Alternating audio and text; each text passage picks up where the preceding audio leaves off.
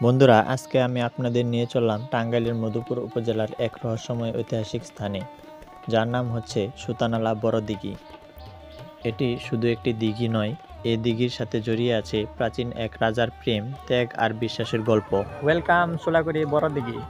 বন্ধুরা, আপনারা দেখতে পাচ্ছেন আমার পিছনে বিশাল বড় একটি দিঘির পাড়। আপনারা এখানে আসবেন, এখানে আসলে মনটা ফুরফুরে হয়ে যাবে। শোনা যায় বহু বছর আগে এক রাজা ছিল। রাজা স্বপ্নে আদেশ পান তার অসুস্থ মাকে সুস্থ করতে হবে।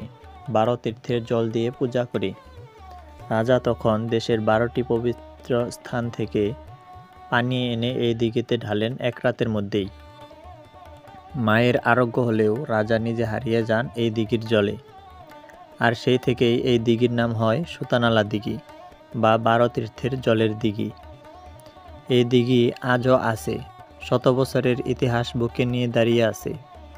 স্থানীয় মানুষজন এই দিঘির পানি ব্যবহার করে, এখানে মাছ চাষ করে, মেলা হয়, উৎসব হয়, আর আছে অপরূপ সৌন্দর্য। বন্ধুরা, এই ধরনের হারিয়ে যাওয়া ইতিহাস আমাদের জানতে হবে, ভালোবাসতে হবে। তোমরা যদি এখানে এখনো না এসে থাকো, একবার ঘুরে যাও এই দিঘির পাড়ে।